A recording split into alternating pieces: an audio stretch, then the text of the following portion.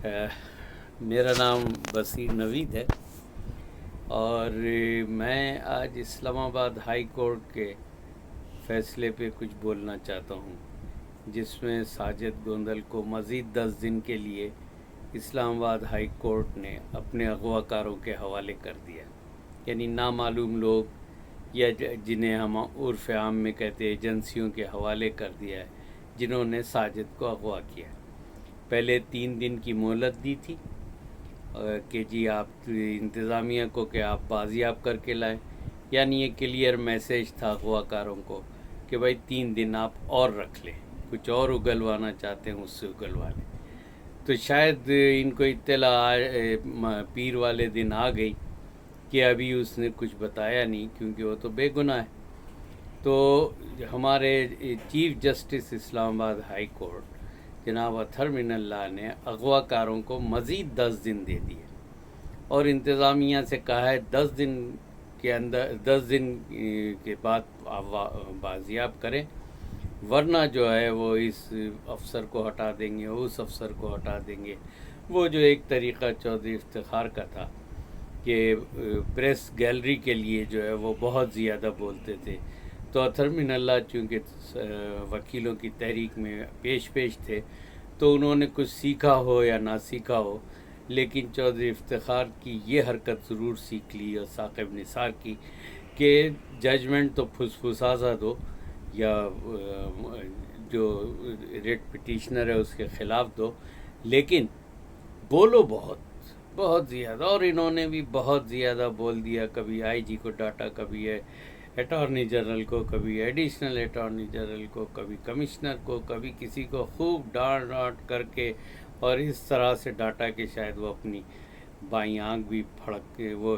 بند کرتے ہوں دکھانے کے لیے ایک طرف کہ دیکھو میں کیا کر رہا ہوں۔ اور انہوں نے 10 دن جو ہے اغوا کاروں کو مزید مہلت دے دی کہ آپ ٹارچر بھی کریں، اس دوران اگلوا بھی لیں، اور پھر اس دوران اس کو علاج کر کے درست کر دیں اور اس پہ اتنا خوف رکھیں کہ وہ کچھ صحیح نہ بول سکے۔ یہ کتنی خوبصورت حرکت ہے جوڈیشری کی۔ آپ یہ دیکھیں کہ جوڈیشری کیا کس طریقے سے معاونت کرتی ہے ہمارے عسکری اسٹیبلشمنٹ کی، انٹیلیجنس ایجنسیوں کی۔ آج تک کوئی خلاف فیصلہ نہیں لا سکے، اور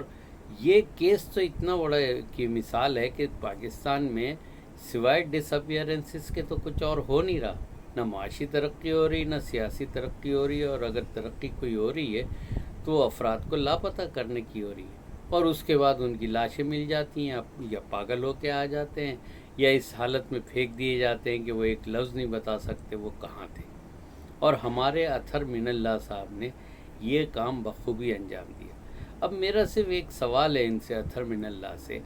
کہ اگر ان 10 دنوں میں خدا نہ کرے اس کو کوئی جانی نقصان ہوا تو اس کا ذمہ دار کون ہوگا؟ اور میں تو یہ کہوں گا کہ ساری صحافی برادری سے بھی، سول سوسائٹی کے ایکٹیوسٹ سے بھی، اور ہیومن رائٹس ڈیفینڈر سے بھی، کہ اگر خدا نہ خواستہ کچھ ساجد کو نقصان پہنچا تو اس کا کیس جو ہے وہ اس میں سب سے بڑا ملزم اطہر من اللہ کو رکھنا چاہیے، جس نے کہ 10 دن کی مزید مہلت دی اغوا کاروں کو کہ وہ اس سے نپٹے۔ اور یہ ہے ہماری جوڈیشری، آج تک کسی شخص کو بازیاب نہیں کرا سکی،